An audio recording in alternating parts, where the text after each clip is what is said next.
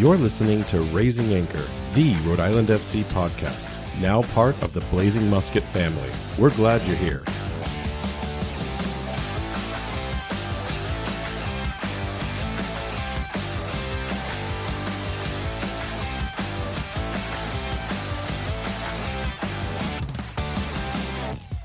Hello and welcome to Raising Anchor, your source for all things Rhode Island FC.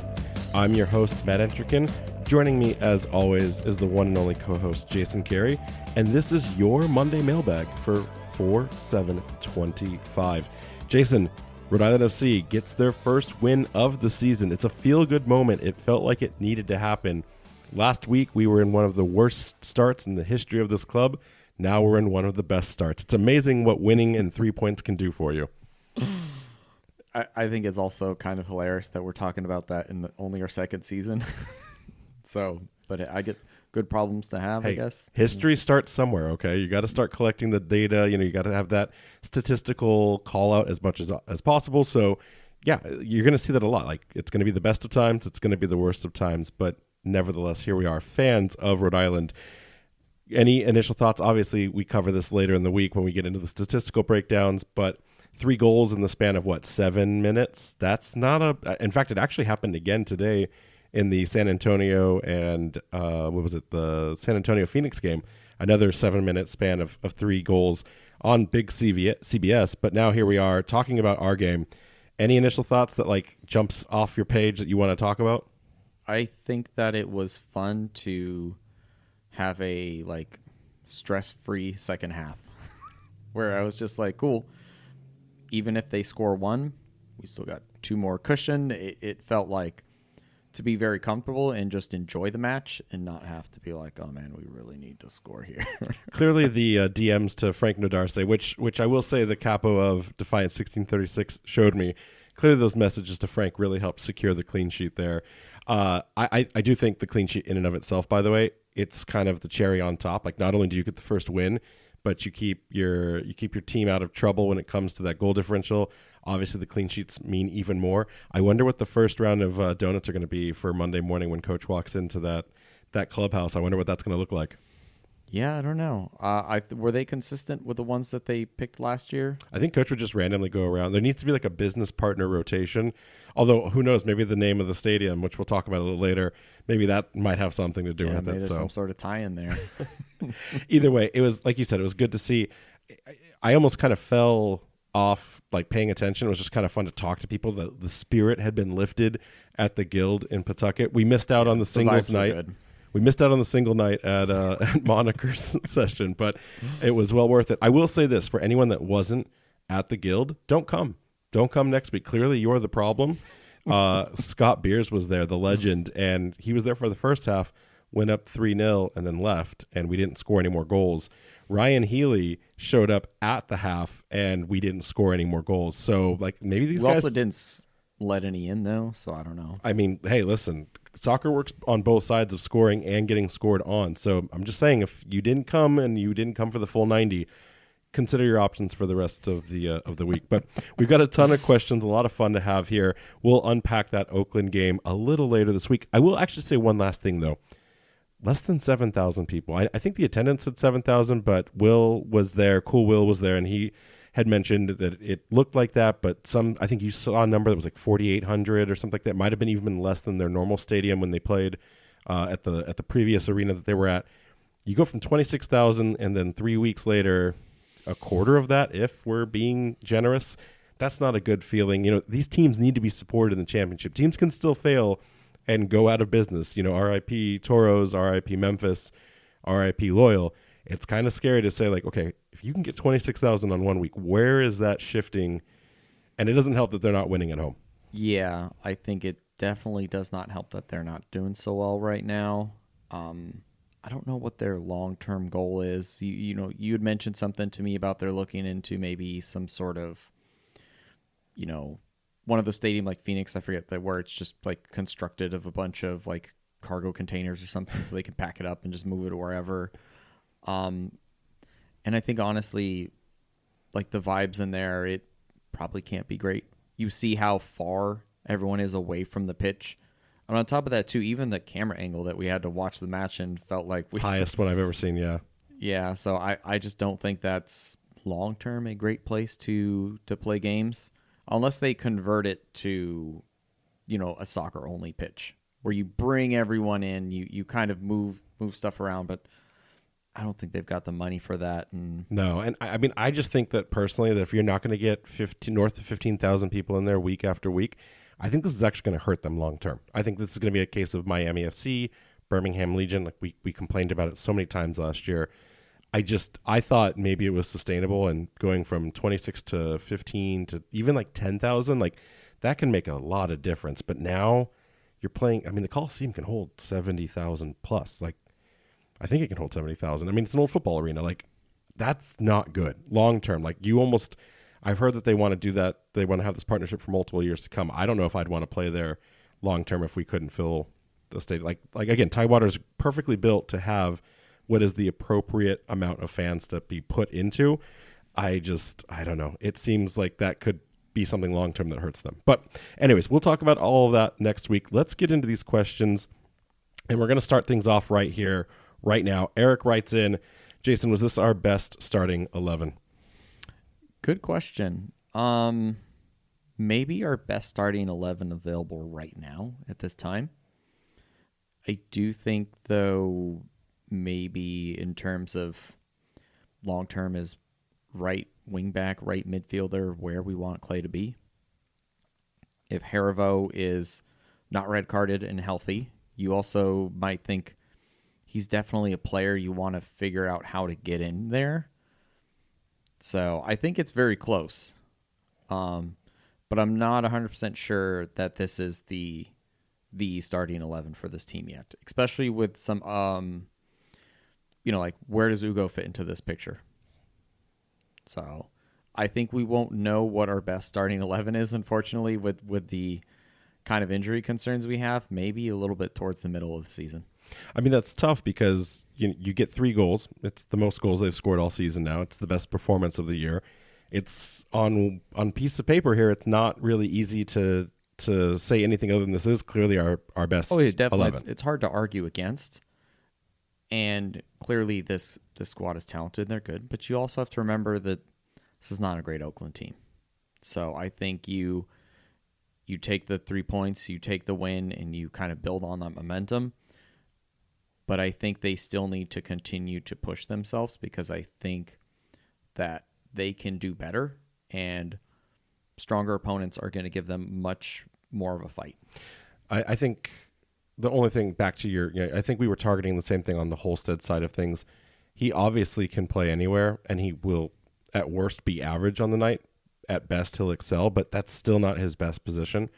I was surprised about Taimu finally not starting, and we saw a little bit of a lift, a little bit of a transformation there. So maybe that experiment is over now. I wasn't in love with Noah up top. We'll talk about it, I think, at length in this week because I have to look at some of his heat mapping and his distribution.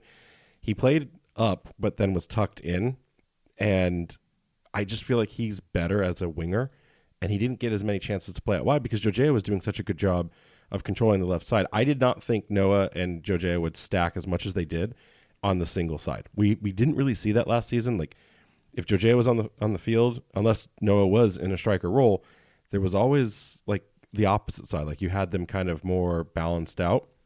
I mean, it worked, and that's the hardest part. Is all of this is kind of moot because it worked, and you can't look at those results and then say, oh, you should have done something differently. But I do think there's questions to be had on who gets that right wing back spot. And I just don't think it's Clay Holstead. And I don't think long-term Noah is going to be a benefit. And so, on that. yeah, this actually ties in here to our next question. Bob says, is Holstead our right wing back for the foreseeable future? I mean, maybe right now. It's yet to be seen what Danny Rivera is going to bring to this team. I don't know. What are you thinking about that? Any other thoughts on there? I still think that long-term it's Frank or Danny to have. I think that there's going to be some questions now, especially with the arrival of Rio Hope Gund, which we talked about on Spaces. I didn't publish that onto the podcast network, so if anyone wants, we actually had an emergency kind of discussion on Friday afternoon, and we talked about the arrival of Rio Hope Gund and his 25-day contract offering. I think he looked good for the minutes he got. Again, though, it was an Oakland team, so who knows if that's at the right level of competition just yet to get a fair assessment. But he looked good. He didn't play initially in a right center back role that I thought he would. He kind of played in like the top of it as a 6, and he kind of almost CDM'd it, and then eventually dropped in to that role. But like he wasn't what I thought would be like a carte blanche exchange from one defender to the other. If we have the depth, I think you're right. If we have the depth in our back three, then we should be able to reward ourselves in seeing Frank Nodarce in that right wing back spot. Because the other thing to counter that about, is Clay Holstead the right one? Probably not. But we didn't score any other goals after the half, right? Oakland was in just danger, escape. Like, we need to stop the bleeding. Carterize the wound, as they say. And we didn't really look dangerous, but again, we didn't have to because we were in such control of the game. I think there's a problem that will eventually happen where if we continue to see Chico, Williams, and Fuson all on at the same time, what is the change that we have in the 70th minute plus, right? Like, what becomes the X factor? Maybe it's Isaac Anking when he gets healthy, but we didn't really see anything. We put all our cards on the table right off the bat. Chico, you can argue his numbers. He is Chico now again officially. There's no calling this man Al, not after what he did on the game. But, at the back half of the season last year when he was in the substitute support role, like you couldn't take that for granted. Sure, he didn't score a goal every game, but you weren't going to let a player of his caliber, not be taken seriously. And so I just don't know with Amos Shapiro-Thompson and Joe Brito if we get that, or it's kind of like we have to score in the first 65 minutes and then kind of hold on to the game. I don't know against tougher opponents if that formula is going to work, or we're going to really have to assign one of these three players to be that support role, because we still don't have the fourth striker, and without that depth, I don't know.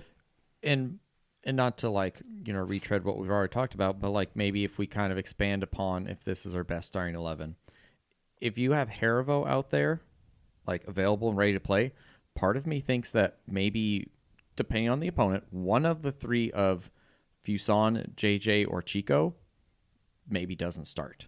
And then you put Harivo next to Ibarra. That allows Rodriguez to actually fill in that kind of 10 spot. And then you have two strikers in front of him. And then at that point, you do have an impact sub on one of our best three forwards to be able to bring onto the pitch in second half. On top of that, you're able to keep them healthy because, we saw last year that, when one of them was maybe out of form or kind of we lost them, we did struggle at times. Yeah, it'll be questions that we'll have to look at deeper into the season as it comes, because right now the only reinforcement is a future healthy Isaac Anking. I want to ask, this was probably a pretty popular question. Steve writes in on this one. Was this a case of the Oakland Roots being bad, or is our AFC back? I think it's a little bit of both. At the end of the day, we have to realize that these are professionals. So Oakland doesn't show up and think we can't beat them. They're too good for us. No, these are all professional players who go out there and try and do the best that they can to implement, their coach's game plan. They're going through a rough patch right now. But this team frustrated us at home last year. Granted, they're not all the same players, but some of them were still there. Some of those defenders in the back line, last year, Nabil Hackshaw was giving J.J. Williams a hard time. He did this game. I think Williams got his earliest yellow card in the history of his career just fighting with Hackshaw. It's like they unpaused the fight. The red card paused their battle from last season, and they just picked things up right where they left off. So, that being said, Roots aren't a great team. But at the end of the day, no one's going to look back on that and say, if they continue on from here, no one's going to say, well, if they played someone tougher that, maybe it wouldn't have happened that way. It just, things don't happen like that. Everyone in this league, even Miami, if you sleep on them, they can score goals on you. Yeah, Miami put 2 on us at their home game last season. Yeah. Right? We almost took that for granted. And I think to your point too, we got the win, but look at Miami from last season. Sure, that 7-1, what that was, you're supposed to do this to teams that are out of performance form or are just generally not well constructed teams. you do expect this to a certain extent. You saw the guys celebrating after. They didn't say like, "Oh, we beat up on the last place team." They celebrated the win.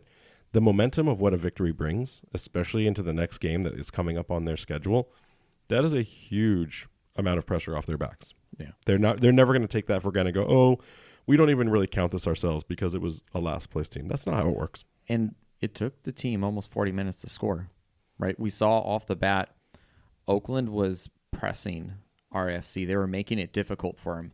They eventually found a way around it, but they were not just, sitting there and saying, okay, well, just go past me. It's fine.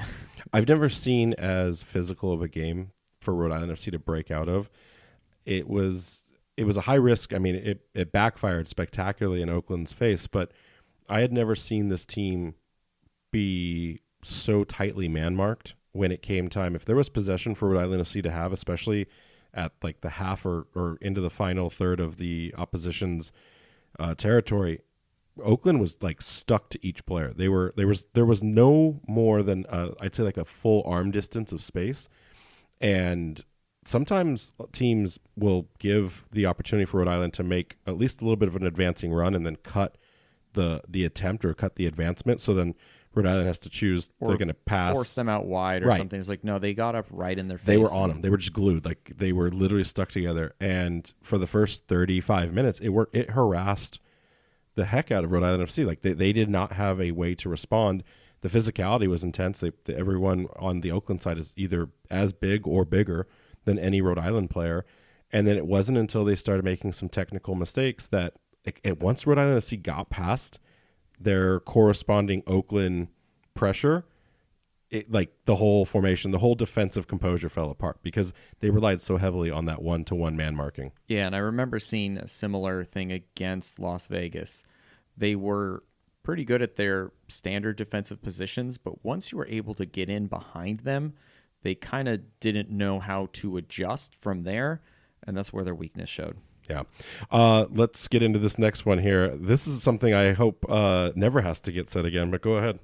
Yeah, Ryan here wants to know, does Paul Blanchett save that? I mean, obviously, which one? Obviously, he's referring to Kendall McIntosh. McIntosh is not having a good season.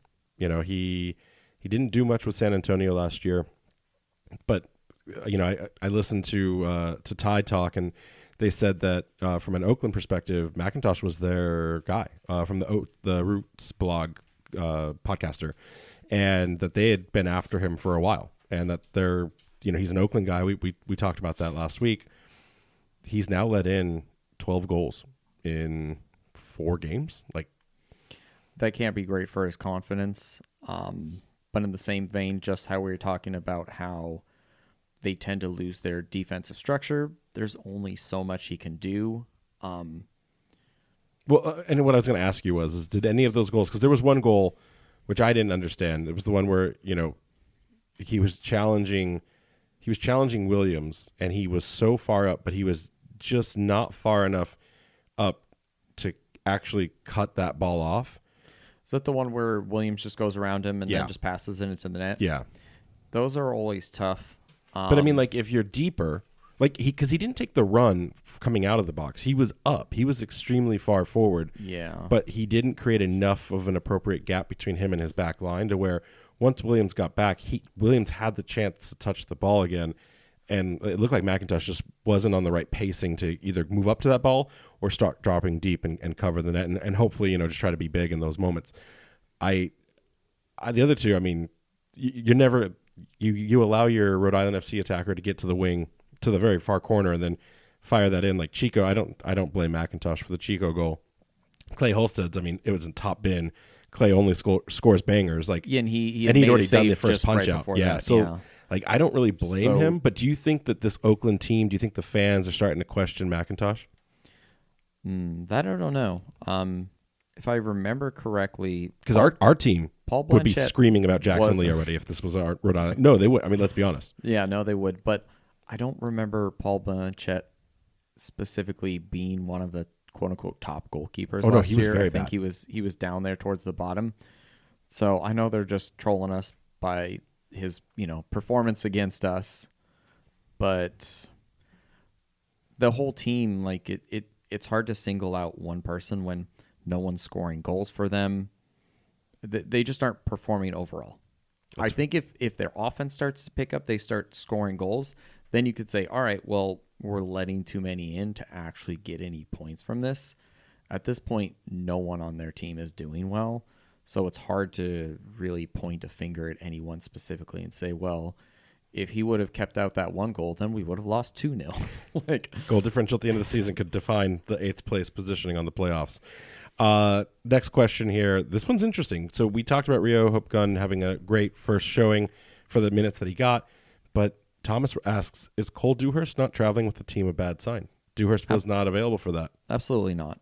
We for those of you who didn't hear in the spaces that we did, we talked about this a little bit, but Cole Dewhurst is a 21-year-old fresh out of college with no quote-unquote professional experience. You know, Rio Hope Gunn has played with Loudoun. He's played with NYCFC too. He's 25. So he's got a bit of... He's ready now. He's ready now to kind of prove himself. Cole Dewhurst is very much a important player to be there as a part of the squad. Like, you need to have enough people to train with. You always need to have plans B, C, and maybe even D, depending on what injuries are there. And then for him to get the experience to be like with this type of team, like, honestly, he's probably learning a lot from here. And then maybe next year, either he'll be ready for us or he'll be the, starting center back for Portland Hearts of Pine or something. I mean, speaking of Hearts of Pine, Nate Messer played, I think, 2 games last year for us in regular season play, not counting the Open Cup. So, and then he scores a free kick for Hearts of Pine. So, it's just, there always is going to be players on our squad who are going to be on the fringes who realistically are only ever going to make bench appearances and maybe a few minutes of garbage time here and there. Speaking of Hearts of Pine, Shadow Wolf, it's not really a question, it's more of a statement, but I added it just because it was an interesting take. And so Shadow Wolf here says the defending at the 02 and 03 was nearly as abysmal as Paul Blart the Mall Cop movie. RFC got a bit lucky of poor defending and showed some good patience when Oakland tried to get even. I think that's... Do you agree with that? I don't know if I agree with that. Like, I look at it as, I think we just said it, Oakland was playing this marker defense instead of keeping a formation, staying tight in their defense, protecting their zones, that I don't think it was RIFC, getting lucky. I think that once you can break down a defense, it just takes one chance. It's almost like the reverse of a striker syndrome, right? Like, if your whole goal is to not let the player get past you without a tackle, an interception, a block, or just, a foul even, right? Then you're putting a lot of pressure on your defenders. You're saying, like, you will stop this player. And once you can get past one time, like, the numbers kind of switch from being in your favor to, like, inviting them into the 16-yard area. Like, they didn't do it. They wanted to stop them as high up the field as possible with that press. They didn't do any kind of low blocks. They didn't set up strategically for that. They wanted to take it to Rhode Island FC, and I think RFC has demonstrated they are probably the best team in the league when it comes to the high press. I don't, maybe Lou is as good or better, but, like, name another team that's really demonstrated the ability in the high press to hold. I just don't see another team doing it. So Oakland trying. Oakland's pretty good at it too. That's why they frustrated us so much. But yeah, I also would argue that while their defending once we got in behind them wasn't great, to get lucky, you have to get yourself into that right position, right? So like that Chico goal. Chico increases his chances by being a talented player, and you could say he got lucky, but like other players would not score that opportunity out of 100 times. They'd be skying it over. Right? We saw that in the San Antonio game today. If I kept throwing myself in that position, I would keep missing every single time. And he would make, sure, he wouldn't make every single one, but he'd make enough of them where you could say, okay, clearly this guy knows what he's doing. Let's move on. Lots of Hearts of Pine comments this week, which is interesting since we don't play them yet. But definitely a lot of people paying attention, watching the Open Cup drama that unfolded last week with their thrilling win. This is more of a comment than anything, but Joe wrote in twice on the submission form. What a sad sack of a franchise, he wrote in about Hartford. Hartford can't even put a team away when they're one man up. Great game by Portland's keeper Morse. They could be the RIFC of League One. I hate to tell you this, Joe, but with Pro Rail coming, that's not a moniker that should last much longer. They could very much see themselves promoted within the next 5 years, and then who becomes the RIFC of League One? Because I don't want to be the RIFC of League One. But then he went on to write for the Oakland game. Great game for the boys against Oakland. What are your thoughts? I mean, we watched the Open Cup game from Moniker. That had everything that you wanted out of it. Like, anything else to be said other than, like, we'll talk about what the ramifications are of us playing them, but any kind of thoughts about, is Hartford that bad? They lost their fourth game? They lost their fourth game of the regular season now. 0 points, 1 goal. Yeah, I know technically we had only scored 1. I would argue we created the chance to get that own goal, but whatever, it is what it is. We've now scored 3 over the weekend. They're still at 1 goal. I don't really know what's wrong with that franchise. I think that when you look at the bad results that they continue to have, it has to be organizational. Maybe they are only doing token gestures of actually trying to put together a competent team, and they're not actually putting their money where their mouth is. I think also sometimes... Wait, hold on. I don't know about that, because I think you're right about the organizational part. They're bringing in like good players. Like, they had good, like, look at Jay Chapman was on their team, right? Like, they loaned him out, but good player. I think that there's talent in the Hartford Athletic squad. I think it's organizational. Now, what I don't know is I don't know if it's Brendan Burke. He's a veteran of the league. He's definitely got the resume to bring good groups of guys together. But I go back to the Renan Ribeiro departure with 2 weeks to go. You have the best goalkeeper who wants out and leaves he had to want out. There's no way Hartford would say, hey, like, we're not keeping you. So for some reason, Ribeiro wants out. You've got the CEO of the club leaving halfway through last season. I know we had our own problems with some of the leadership change that happened in RIFC. I think it is organizational. Like, they've obviously got the money to put up a losing product every year. I do think something is very wrong with Hartford, and I would be very curious, does Brendan Burke last much longer? He had a full year last season. How many Hartford is, from what I've read in the record, I mean, they had Todd Ramos and they punted him. How long does Hartford Athletic let a coach like Brendan Burke continue on this journey without results? Especially when your neighbors to the east are doing, well in all of their aspects. Like, how long do you allow that? Like, by El Clamico, if we put them out of their misery, like, does that Brendan Burke's last game, does he even make it that long? Maybe. I guess I wonder, too, if they can afford to, depending on what type of contract he's on, to get rid of him. That very much becomes a problem where you see a lot of teams go all in on some coach, sign it to some sort of contract, and realize, well, we bought a bunch of players who are supposed to play for this guy. We paid the coach X amount of money, and we're not getting what we expect. I almost wonder at that point, I guess you have to kind of, read the room from there and see, like, all right, how is the franchise doing as a whole? Are those results actually affecting them monetarily? If not, maybe they could hold off to the off season. I don't know. But with the potential of, Pro Rel on the horizon, I think some teams like this have to look at and say, do we want to be the quote-unquote laughingstock of the league? Well, they can't be that, because there are worse run teams, believe it or not, in the league. But I think it's a valid point, and it'll take time. But I have not seen Hartford demonstrate a long patience when it comes to things like that. So I would be surprised if this team remains the way we see it now by the end of the season. Like, there's so many questions coming out of Hartford, and but we're not, hashtag not a Hartford podcast. I kind of feel bad. Hartford doesn't have representation in the podcast circuit. They used to have one, but that stopped. And well, that's the thing. Maybe they need to entertain their fans enough to make them want to create content. But the fans show up. I mean, they still get 3,000 to 4,000. I mean, they don't rarely sell out Trinity, but like, yeah, people are showing up to watch a losing performance week in, and that's week out. just the thing that where if there is a local sports team and it's not completely unreasonable priced, you will just have local people randomly show up and just, this is the thing to do.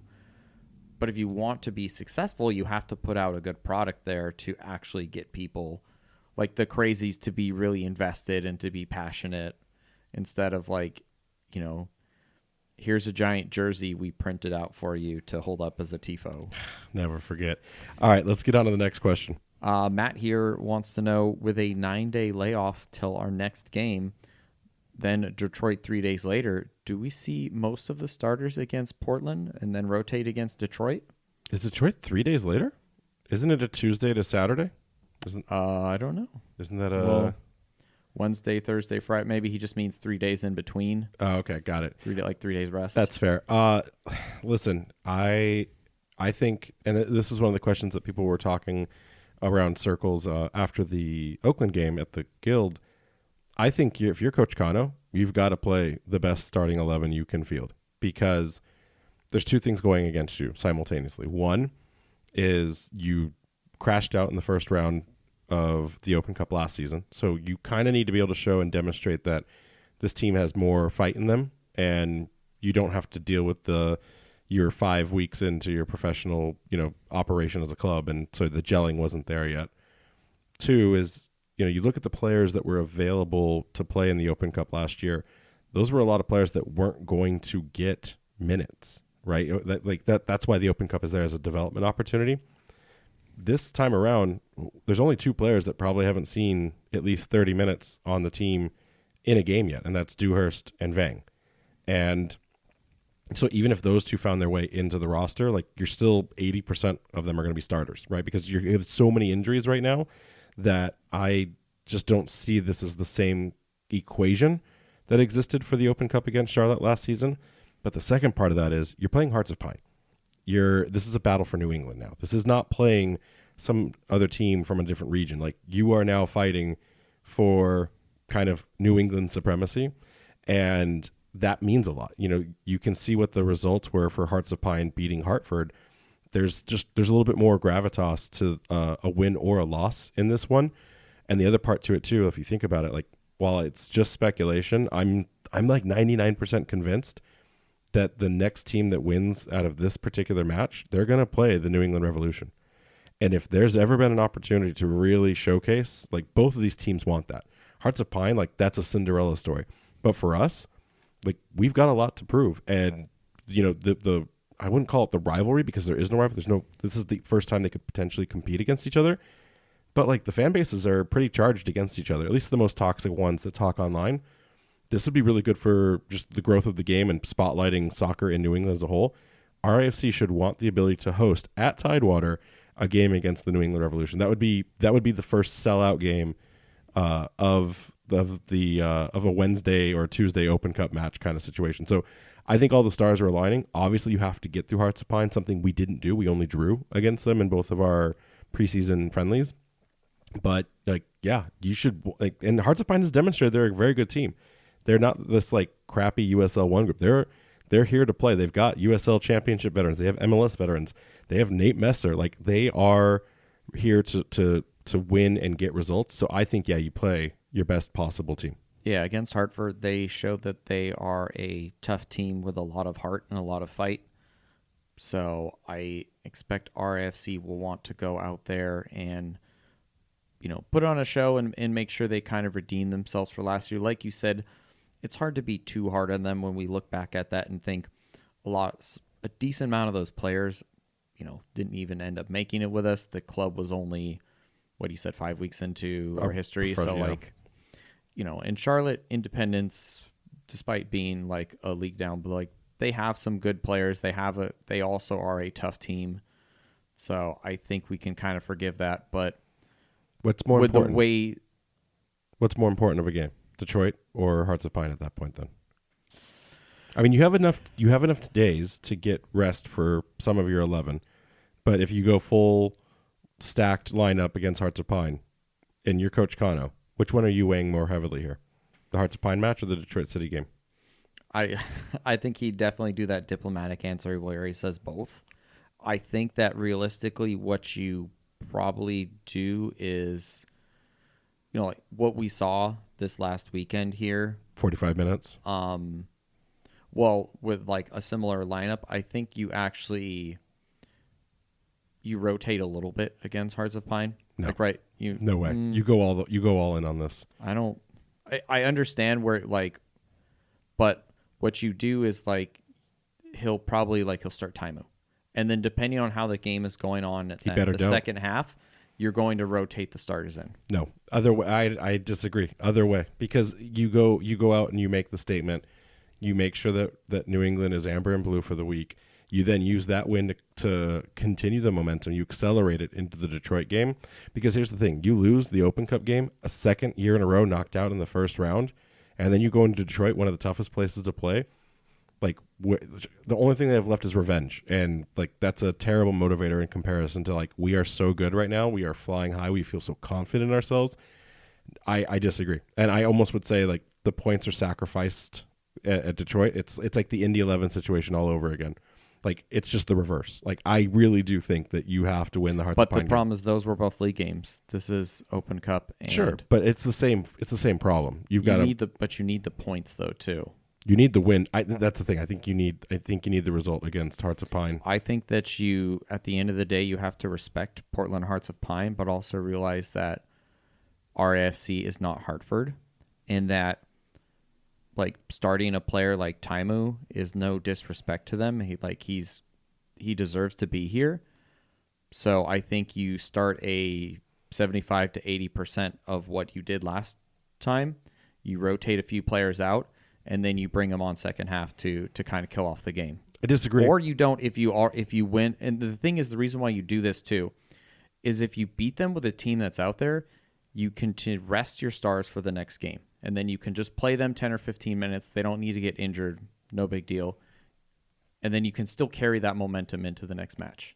But the problem with that is like, remember, we've won one game against the last place team, which you just spent like 20 minutes talking about. Like, this team hasn't done Coach Connor's favorite word. You haven't done anything. You know, that carries over to the next game. Like, what did you do last week? It doesn't matter. You have to win this game. And I think because of the table stakes that are involved, if you were going to drop points in the regular season, like, as weird as this is to say, Detroit's an okay place to like say, hey, like, I don't care about this game. Last year, it hurt one of our best players. It's a tough environment. Like, I don't know. It's a weird thing to have to say out loud, but I think Hearts of Pine matters too much in the fandom. I think it matters to us as fans in the hearts and minds, but I think at the end of the day, too many people will still think of the Open Cup as just like icing on no the one's cake, going to care not about the Detroit. actual cake itself. Right, but no one's going to care about Detroit until we get to the end of the season and go, oh, we just need 2 points somewhere. Where were they? Oh, well, we drew because we put like a less than stellar lineup against a team in second place in the East. It could go either way. We have our thoughts. Let's move on. What's the next question here? Rachel writing in, do we think we'll see a similar rivalry like Hartford develop with the Hearts of Pine? I think there will be a sporting rivalry, and I think that like we've even met some of their fans. They came down for one of the games last year, and there are a lot of cool people, and it's not to say that everyone in Hartford sucks. I mean, a few of them are okay, but I don't think it's not the same type of rivalry. I think it'd be more of the kind of a friendly rivalry in that regards, especially considering they seem to be a little bit more put together of a team. And the reality is that maybe if we see, because like we don't know what the future holds for the Jägermeister Cup, right? So we're going to see them this year, but going forward, we don't know. Like, I assume there'll be a Jägermeister Cup in 2026, but I don't know. And I also don't know if that format will change. So because at the time being they don't play in the same league as us, it's hard to say how that rivalry will go forward. I think that's right. I think that because they're two different leagues for now, that it's, when they meet up like this, it's like, okay, hey, gentleman's duel, gentleman's agreement, whatever. I think the rivalry with Hartford has more to do with the fact that Connecticut as a state just isn't as well appreciated by, like, Connecticut as a state doesn't understand it. Like, we talked to Joe Burrito about it. He's like, I don't get the hate that Connecticut gets. So I don't think that they've ever surveyed the rest of the community they're a part of to try to fit in more, I guess. Like, Maine is as New England as it gets. And so from that culture perspective, you see it as the actual extended family. I think if you had to cut one of the states out of New England, I think universally everyone would agree it's Connecticut. And so I think with that animosity that gets built, I think that's the natural fuel to the fire that has created this. And then also it's the proximity. I mean, Hartford is an hour and a half away. We're competing in the same league, in the same division. There's just a natural want to beat that closest team. Every team has their closest rival. They don't necessarily call it a derby, but they all like hate that team a little bit more than the rest of them. There's too many other soccer ecosystems around. Hearts of Pine is in the orbit of it, but it's not the one. I think if we were, I don't know, in Concord or Manchester, New Hampshire, I think maybe then that would be something. Like Vermont Green hates the Seacoast United team. Yeah. There's a reason for that, right? It's the closest thing. And we like Vermont Green. Like it's easy to do. And I don't think there's much more to it, but I don't think we would ever see Hearts of Pine become enemies of the state with us. I think it's just like if they beat us, good job, move on. Congrats. And if we beat you, we don't dance. We say, hey, thanks, it was a great game. We're going to go take care of New England Revolution next. Simple as that. Brian here wants to know, is this a must-win game? This is definitely a throwback to last season. Yeah, it is, because technically if we don't win against the Hearts of Pine, it's we're mathematically eliminated because it's a knockout system right now. So yes, by the definition, it is a must-win game. All tournament play would be a must-win game. Yeah.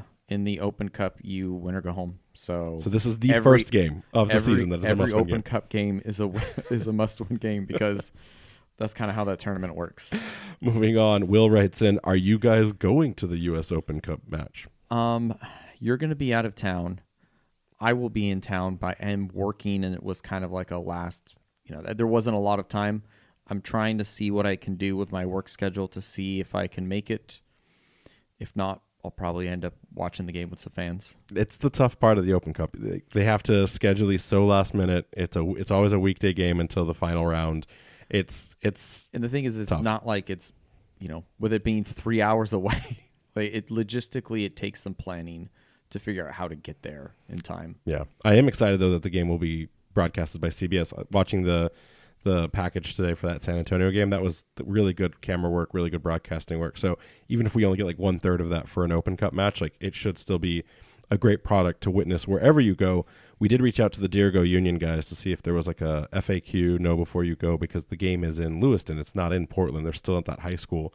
They said they were going to try to work on something and make sure any Rhode Island FC fans that are traveling up will feel supported or at least informed on like what the activities in the area are to do. They did also say that Hartford didn't really need the same information because they didn't travel as well. So go figure on that one. But let's move on. So that was kind of the Hearts of Pine stuff here. Let's get through kind of the everything else quadrant of these questions here. Andrew's got a two-parter, so I'll let you hit with this first one. Yeah. So Andrew here wants to know, where does Isaac fit into this team when he's healthy? And on that subject, any news on his fitness? Yeah, running around, not doing any of the like hard pivots. Like that's the part that really messes up your knee when you have that kind of injury. But he's running. He's not full sprint or anything like that, and he's ripping shots, doing pass work. So again, I bet you if you asked him, he's like, I'm good to go tomorrow. But he still is probably a month or two off. As for where he fits in, I think he's not a forward, but I think he in the grand scheme of things is like the step up above Amos Shapiro-Thompson in that forward central attacking midfielder. I think like he'd be a great substitute for Maxi Rodriguez, or if we figure out our striker situation, maybe we drop to one striker and then have a Maxi and an Isaac front like pivot instead of a defensive double pivot. Yeah, you could kind of change that system where we've got the 3-5-2. You could change it to where instead of, because that 10 can kind of be free flowing, you can actually switch to one striker and then just have two cams or inside forwards and or wingers, whatever you want to call them, right behind a central striker. So for instance, if it's JJ out there to kind of win those long balls, and if you have two diminutive like fast forwards or like cams, whatever, kind of playing right behind him, trying to pick up those second balls, making runs in behind, and you can get a lot of like interplay there between the forwards. I mean, that could be something we could see that could be effective as well. Yeah, I think it's gonna be. I think he's gonna be very deadly, and this team is being set up in a way that he can take advantage of that. So it'll be exciting. But I do think that as soon as he gets returned to health, I think he would probably be when we're chasing the game or we need the breakout. And that's I another think he's the player who first sub. could come off and be an impact sub who's going to bring energy onto the field. Yeah, 100%. His second question here. The tops and bottoms of the table for the Eastern and Western Conference look very different than how things ended in 2024. Who is an early season pretender who is underperforming now but will be back up on top on the other side of the summer? It's so I always think back to like the pretender right now, Monterey Bay. They were the same pretender that they were last season in the sense of like no one really thought that they could do what they did. A little more real this year though. I don't, because at the end of last year they were like abysmal. I don't think they'll be abysmal, But they're not second place, Jason. but like I think they could maybe make the playoffs. Play But like I'm not 7th, so, 8th, yeah, something I'm like just that. talking that they are punching so far above their weight so far that second place is not where they're going to be sustained. Like when we get to the the summer transfer window, I expect them to be closer to like 5th through 8th, maybe even 9th or 10th, trying to secure that 8th or 7th positioning. I don't see it right now. Interestingly enough, 3 teams have really punched up this season. San Antonio one is up there, but like you've also got El Paso. They've been making moves, and despite some crazy hectic games that they've been playing, and then you've also got FC Tulsa quietly, very sneakily in 4th place right now. They've been winning games where maybe historically in previous seasons they shouldn't have. On our side, the fact that Loudoun United is in 1st place right now by some of the systems, and the fact that they have 12 points, like if you told me Loudoun would be in 1st, like you're welcome for the win, I guess. We're glad we helped you get there, but that's not sustainable. There's no way. It's not sustainable, but I also don't know if they would fall off completely to, unless like Abubakar gets like hurt or something and like he's out. I think that they will probably fall. But I wonder when I look at some of these other teams, like unless the Rowdies do a big retool, like I just don't think, I think this is not their year. I think they're a bit off. Maybe they could sneak into the playoffs in like a 8th position or something, but I just don't see it with them. I don't think they did enough retooling there. I mean, look who's in positions 9 through 12 right now. Tampa Bay, you just talked about. Birmingham. We've told you Birmingham will either not figure it out and be limping into a potential postseason, or they're going to just click and they're going to the top 4 right away. They have so much firepower on that team. It almost doesn't make sense to not. But like then you got Miami and Hartford, like they're right where they should be. So the real question is, can Loudoun hold on to positions 1 through 4? Or will they be in the back half of the table? I think it's possible either way. North Carolina is a bit suspicious right now. Like they're doing very well. But the East feels pretty set. The West, on the other hand, if you told me Sacramento and Colorado Springs were going to be in 7th and 8th, what? Like, sure, Lexington, that's fine. Orange County last year didn't they finish in 4th or 5th? They finished 5th. Yeah, they kind of jumped up the table there after when they beat us. I think they kind of went on a really good run of form there because they weren't doing so hot. They were around that 8th or 9th spot, and they just, I think, won pretty much every game that they had after that. And yeah, I don't think Sacramento is an accurate spot at all. I expect them to be top 4, and then I would say the fact that Charleston is in 6th, that's a bit surprising. I expect them to reclaim and get back into a 4th place, 3rd place positioning. So let's move on here. Next question. Tim asks, did you try Reds at the watch party? Should we have them back on a regular basis? Did you have any other food? No, but we've had Reds before. We have. They're in Seekonk. Right. No, I'm agreeing with you. Yeah. Okay. Yeah. That wasn't a rhetorical what we have. It's been a minute since we've had them, maybe 6 months to a year, but I remember them being good. A couple people complained about some of the food there. I had some of their chicken tenders that someone gave me some of their chicken tenders. I'm fine with it. I don't care. You just got to show up on time. That was the big problem is they were supposed to be there 30 to 40 minutes ahead of the kickoff, and they started serving food 15, 20 minutes into the game. You got to be on time because soccer fans don't have the ability to like stop what they're doing and go out and get food. That's maybe the thing that people forget about soccer is that it doesn't stop. So once the game starts, I'm not going anywhere for 45 minutes. Right.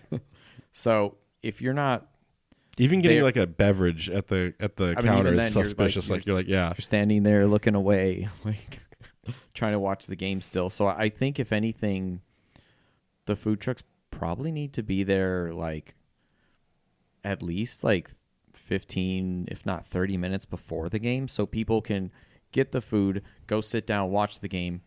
Then other people around will see like, oh, that's good. It's halftime. Let me go get some food. Because at that point, then you're set. Right. After the second half of the game, at that point, if anyone's getting food, it's because we're getting blown out or we're already blowing them out of the water. And it's, Plus, who the cares? guild also, they serve food. So, like, if you're late and you're hungry, like, People are you're just going going to to get get the food from the flatbread. guild. So yeah, it's just kind of a difficult situation. But I remember having something there a while back and it was pretty good. Yeah.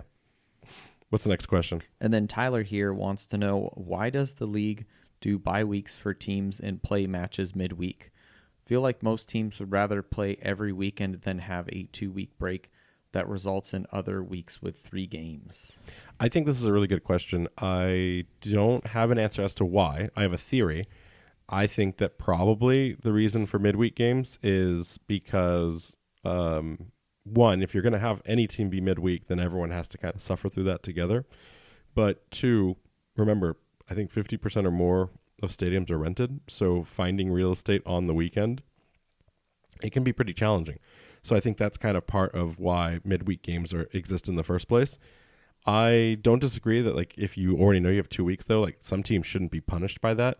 Unfortunately, it's very complicated to get 24 teams all coordinated to have all of their games for the entire year. I would rather see the bye weeks, though. Like, I'll kind of shift my answer. I would rather see the bye weeks projected over the international breaks. Like, to Tyler's point, like, we already have these windows. Why are we not using them specifically to just break the league for those games when we can't have some of our players? I think, especially as this starts a Division I conversation down the road, if we start attracting even more talent and growing the league's professionalism, you're going to get a lot more players that are playing for their national teams. That's going to become a very important subject. So we may eliminate. I would like to see that bye weeks just get removed and we just protect the international calendar kind of blockouts, if you will, and that's the future of it. But you're never going to get rid of midweek games because of the demands of schedule coordination and just congestion of schedule. It's not a fun look, but it's just what we're kind of stuck with. Yeah, and I could be wrong, but there are some times when I've seen with midweek games, it seems they kind of tie them into travel to almost ease some of the restrictions. It's maybe not every single case, but I've seen where, hey, at Wednesday you're over here, and then on Saturday you're the next state over playing someone else. Sometimes. I don't know if that's the norm, but I have And seen that sometimes. I've seen that, and so I don't know if that's consistent. I'd have to go back and look at every team's midweek games to see how they pan out. But yeah, I kind of understand that for a lot of people, those midweek games are not always an easy thing to pull off. But the other thing I would argue, though, is other sports do it and people show up. I think that we're still just in somewhat an infancy of soccer as a sport in America. But like you'll see, a Wednesday night Celtics game, and they're sold out. And I mean, same thing. Other sports. Yeah, but it's less about the fans showing up. It's more like the players being able to recover, regen, and get to that next week. I mean, to the point, like, the older you get, the harder it is. Don't I know that? And so, like, I'd rather play Saturday and then Saturday again versus take 9 days off and then play Wednesday and then there's Saturday. Like a balance, though, in terms of if you have too much time off, that's like the momentum that you've built starts to peter out. Yeah, and you're right. But that proves the point, right? Like, if you have 9 days off, we talked earlier about the momentum of coming out of this Oakland game. Will it all still be there when they don't play again for 9 days? I think that's if it was 14 days, right? 2 weeks. Because let's say they just had the bye week off. Then you think, oh, that's too long to have off between the next match. 9 days gives you plenty of time to let's go back and look at what went wrong. Let's work on some stuff. But at the same time, we can give some of the players rest so we don't wear them out. I think that's like a balance of where it's enough time to get them rest, but not too long to kind of lose that momentum. Jamie writes in, thoughts on Rio Hope Gund. What were the chances he'll get a full contract now after this? I mean, we didn't see a lot of him, just kind of towards the end of the second half, but I think that he looked decent. He looked comfortable on the ball. I would like to see a little more of him to kind of maybe make a final decision on him. But with the limited amount of time that I saw him, I would be happy to keep him. I think when a player that is a substitute doesn't make mistakes or create attention that is unwanted or unwarranted, I think that's a great player. And so it's kind of like Taimu to a certain extent. Like Taimu has not been bad in any of his games. We've just argued, is he better than Mark Ibarra? But he's not been bad. He hasn't like drawn my attention or drawn my eye. I'm like, we got to zone in on the poor performance of Okiyoshi. I think Home Gun fills that. This is speculation on my side. I don't know this, but like you got to have to understand, we already have 4 center backs in designated center backs right now. We have the 3 starters, Frank Nodarse, Karifa Yao, Grant Stoneman. We have CB4 in Ugo Bacharach, and then we have CB5 in Cole Dewhurst. We've never had beyond a 5th CB. So, if I'm thinking, just knowing how tight the financial operations of these clubs has to be, it's probably difficult for Conno Smith to go to the board of directors for Rhode Island FC and say, hey, I need to go buy CB6. And they would probably go, as a business person, I would think, okay, explain to me, last year you got to 2nd place in the entire thing with 5. Why do we have to go and spend more money on a 6th one? Explain that to me. Make that make sense. And I bet you he only has X amount of dollars left and is probably either looking at, do I need to do something in the front line? Will something not work out in that back line? Or do I wait to see what kind of loan opportunities will happen as MLS teams get further into the season and can't play some of their academy products? Morris Dugan didn't play today. I know. I wasn't going to say it, dude. I wasn't going to say it. But like, and they lost. But that's a great example. Why. Like they can't. Dugan would have saved that. But that's the problem, right? Like you have to understand, like taking a gamble on picking up CB6 for the rest of the year and locking in a player. And he had an MLS contract, which means his minimum budget charge was like $81,000. Obviously, he's not going to negotiate that as CB6, but like he's also not going to be Cole Dewhurst level of Providence College, coming out of college money. It's going to be something, and somewhere in the middle, kind of. And every dollar counts in this league. Like that, we've seen it so many times. So my guess is does he deserve it from his playing time? We'll see. We still have 24 more days or something like that, 23 more days. We'll see him probably in the Jägermeister Cup. We may see him in the Open Cup. Maybe we'll see him against Detroit. Like he'll have some opportunities to kind of showcase, but like, do we need CB6 right now? This is probably a reaction from Zach Harivo first and foremost. Having that red card do we need this beyond that? I don't know. All right. And then next one here, Sarah says, do you know the name of the stadium sponsor? Spill the beans. I don't. Multiple people came out to me at the Guild yesterday, like, just tell me. I won't tell anyone. I love that. People all the time, they'll do one of 2 things with me, Jason. I think you've seen it firsthand. They'll go, hey, I have something to tell you, but you can't tell anyone. Or they say, I know you know something. Tell me everything about it. Like, it can't work both ways, folks. Sometimes we do know things. We don't know this one. And the reality is, as much as like when we learn out about exciting things about the club, we'd love to tell you guys, we can't burn our relationship with them, or then they won't tell us anything. So I think we are both eagerly awaiting this news as well. And I think we're all pretty excited to figure out what it is on Tuesday, right? Tuesday. So we'll have an interview with David. Here's what we do know. The schedule-wise, they're going to announce it at 1 o'clock on Tuesday. Every mover and shaker within Rhode Island FC, Brett Johnson's coming out. I don't know if Parkey's coming out, but everyone's coming out to do this massive release. Lots of media are going to be there.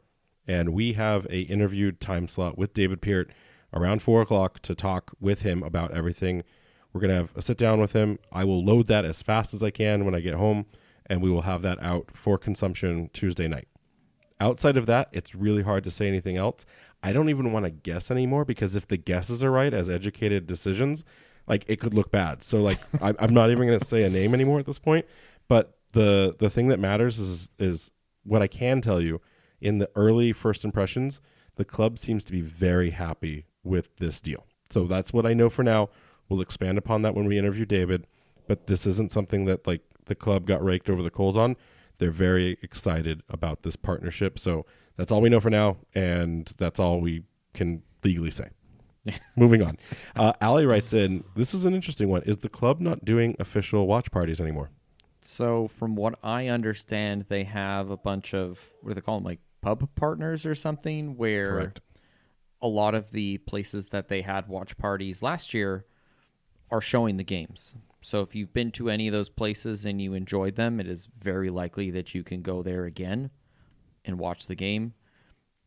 If the Guild in Pawtucket is not too much of a trek for you, there's been actually some really impressive crowds showing up this year. Maybe not playoff big, but we're packing a lot of people in there. The vibes are great. It's always a great time hanging out with them. Come in, if you haven't been out to them, meet a bunch of the fans, meet new people. So I would suggest doing that. Yeah, I don't know that the watch parties are officially gone, but like you said, the Pub Partners is definitely the network they've built. They've made sure that they'll have all the games. To be a pub partner, they're going to be available for every game's consumption. And like what I'll say is this: if the Guild is too far, go start a chapter or an RFC fan group in whichever one you are. And if you're doing that already and you want us to help kind of promote and bump that, I'm happy to talk to anyone who's like, hey, I'm just trying to get fans to know that they can come to X place. We'd be happy to amplify that because that's what's really important here is growing it. We know that not everyone can get to the Guild. We even tried last year. We tried the Guild in Warren just to see if it was something that could work. And we went, there was like 5 people that showed up. It was fun, but like we realized it wasn't really sustainable and we haven't heard an appetite out of Warren yet. So like if that grows again, maybe the Guild in Warren becomes the next place that like we activate. But if you need any help with that or if you have any questions, don't hesitate to ask. What's the next question? Jacob here says, the podcast rocks. Thank you, Jacob. Can you share what equipment you use? Yes. So I'm just going to read it because I've actually never memorized it. But the audio equipment is all Behringer. So I bought all of this, 7 years ago when we first thought that we'd want to do a podcast. Back in those dark days where we'd sit in that one room with some of our friends and talk about our feelings. Those were fun. I listened to some of those audio. Those were feeling so much is just absolute nonsense. Yeah. It was fun, but just complete nonsense. It taught me that what not to do in a podcast, that's for sure. But we have a Behringer setup. The soundboard that I have is a 8-channel multi-layer. It's a big board. It's much bigger than like the normal like Roadcasters that a lot of people like to use in today's space. So it's got all the professional sound settings and equalizations. It's the Behringer. It's a little old. Remember, it's like 7 years old, but it's the Behringer X1222. So if you want to know the system, the mics are just standard sound production, like concert Behringer mics. Headsets are Behringer. We bought some, I don't even know what this one is. What is this model? We bought one audio. So we have other headphones for when we have guests because the Behringer can't import the sound of our guests as well as like music and stuff. So like when we have guests on, we can't hear through these. These are local. That's why if you look on Jason's mic, sometimes you'll see he's muted. He's muted on the screen we use to generate his audio camera file, but he's run off of our soundboard. So that's why that works. And then the cameras are just Logitech 1080 CP290s or CP920s, excuse me. So that's the setup. If anyone's really, truly interested, I can give you like a technical breakout, a CSV file of all of that stuff. Happy to share that. But the reality is, and I get asked this all the time, people always ask like, I have a podcast idea or I want to start my own podcast. What should I do? All you need is a microphone. You could use your laptop microphone or your computer microphone. You don't even need a camera. Remember, we started without audio or without video. We were audio focused first. The most important thing for podcasting, for anyone curious, is one, have a story or have a topic that isn't you. As long as you're not the person, like Jason and I are not the personalities of this podcast. Rhode Island FC is the personality. Rhode Island FC is always the story. So as long as you have something that you can talk about where you're not just like, my name is Jason and I have feelings on the day, you'll be fine. Only sometimes. And then the second thing is just be consistent. Every time someone asks like, oh, like how have you grown the brand as much as you have? It's every Thursday at 8 p.m. You know that it's time to listen to Raising Anchor. And if you don't attend it live, which is totally fine, you get it the next morning. It's loaded before 5 a.m. every single day. So we're there in your commute. So we're there in whatever part of your life that happens. We actually had a really nice conversation at the Guild where I won't say the person's name to burn them out in case they're listening with their wife. But they said that, sometimes it's an argument over with my wife on, do we watch, standard television or do I get to participate in Raising Anchor Live? So I appreciate the fights that are happening in homes across Rhode Island at this point. But I will say this, just to end on that part of it. found out from a listener. He shared some interesting feedback about the podcast in its consumption, something I had never heard of. Shared a website. We are now the 5th most consumed podcast in Rhode Island. 5th most, and we're the 2nd most consumed podcast in the sporting division. If you look at like the sporting classification, Kevin McNamara has us beat, but then in the total 5, like it's like the Boston Globe's like Rhode Island report, and a couple others. But like I didn't realize we were. I mean, I've seen the numbers. I don't talk about our financial side of things, but like we're basically ready for some sponsorships here at this point, Jason. We don't have to make our own Draw Kings hats anymore, which good hat by the way. So that's exciting and fun. So we're ready to make it into the Rhode Island podcast Europa League, because we're not Champions League is top 4, right? So we're in the Europa League. We're solidly making it into Europa. Yeah, maybe another month and we can qualify. Hey, the season's not over. Okay, we got 6 games left. We'll see if we make it into the championship. This next one is a doozy. Irvin writes in Liga MX, the season is split into 2 tournaments, Apertura and the Clausura. Which, by the way, each of these have a champion and a playoff for the new Pro Rail format. What are your thoughts on implementing their system? I think that would be kind of fun. At the same time, I think about like how I just kind of mentioned a few questions ago where, soccer is still not the big boy in town. So I think that any changes we make have to be like gradual. As more and more fans become like aware of the global game and all the different things that they do around the world, I think we can slowly start to cherry pick the best parts of those and then implement them here in our own game. But if all of a sudden the premiership of USL had an Apertura and Clausura, I think people are like, what is going on here? Especially CBS Sports would be like, this is not what we agreed upon. we need as much as I would love to just have like the regular league and the kind of drama that unfolds in it, in America, so you have to have a quote unquote champion. Right. So you still have to have some sort of tournament at the end of the season to crown this is the quote unquote best team in this league. Even if more and more of the soccer sickos maybe start to appreciate the best season winner, and maybe, some of us start to celebrate that as a, championship in itself, it'll take some time before you can really just flip that switch and go, full Euro soccer.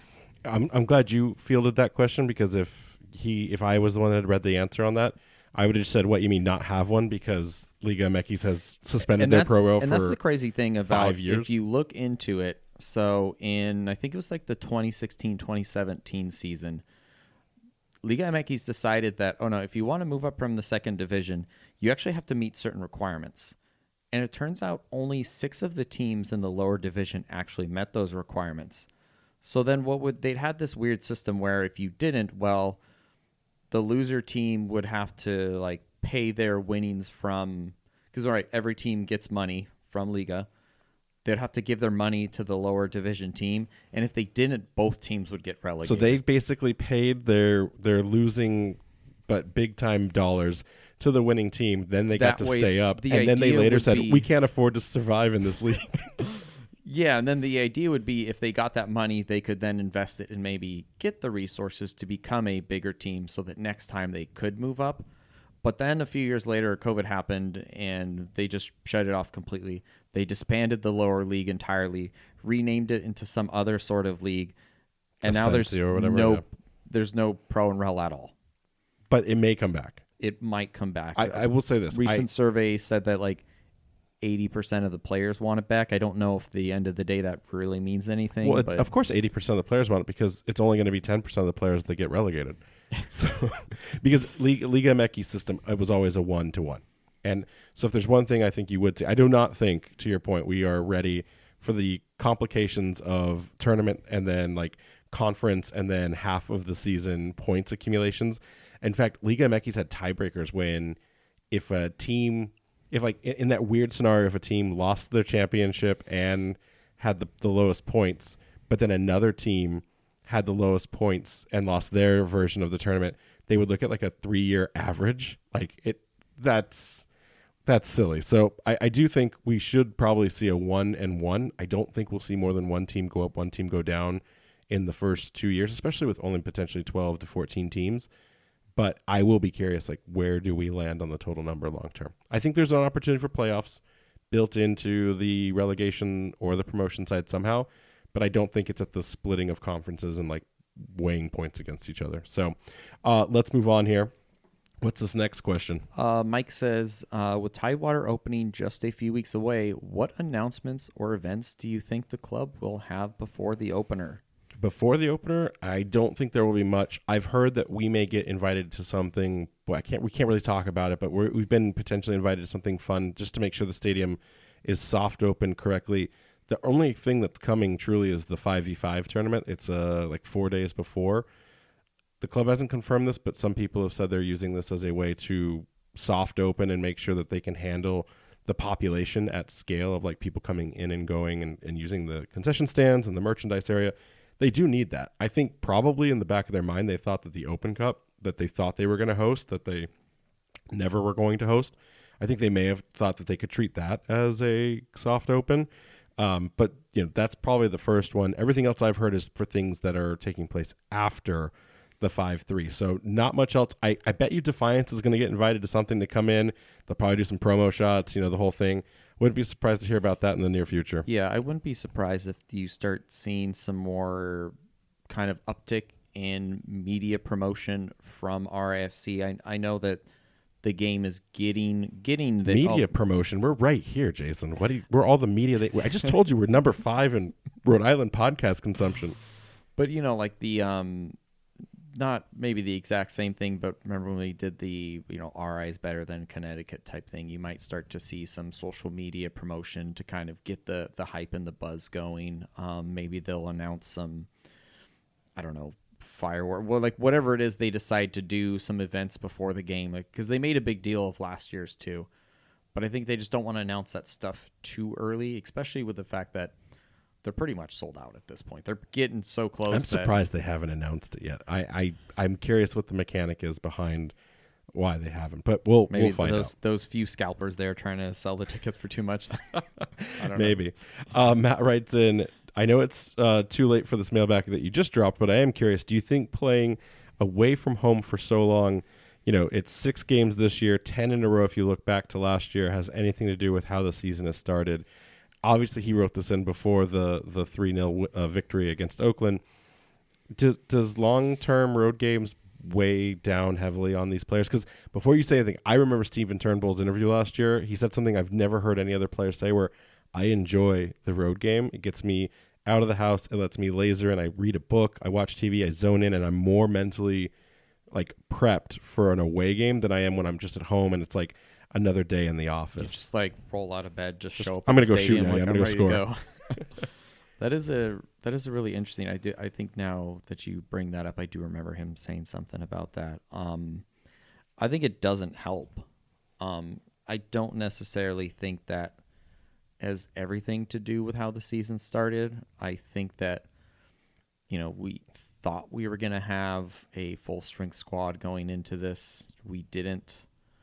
So there's just a few things going against us. It's probably a part of it. It's definitely not the only reason the team hasn't started well. But in the same vein, we just beat up on Oakland 3-0. So we could easily then continue and just win a bunch of these. And it's like, well, road games, schmode games. Like, who cares? I think because we have the win now, it's not necessarily a we move on point, but I think we'd have to wait until we get through all 6 games and then see what the ramifications of that are. Yeah. So let's move on. Gabe here wants to know, who's your favorite player? So I met Gabe at the Guild and gave him a sticker, and he was like, that's what he asked. I said, why don't you ask us on the podcast?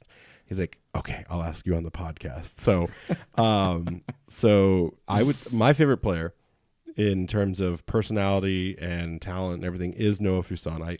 I just think when I think favorite player, it's someone who could I go get coffee with? Could I go hang out with off the pitch?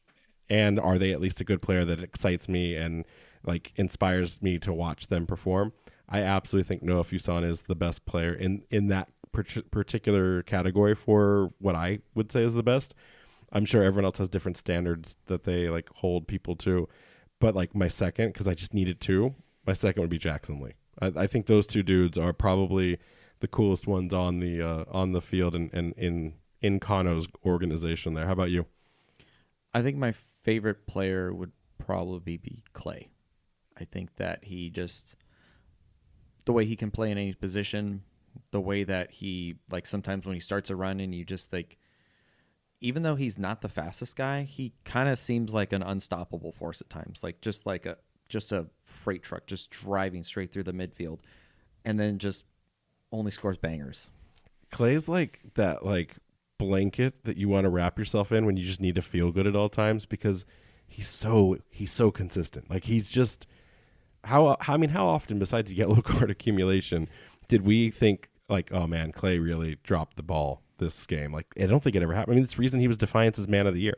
Like Clay is just a good dude. His mom, so cool. Like that whole family is just nothing but awesome people. I think Clay is a solid. Do you have a secondary? Do you have like one other one? Ooh, secondary player.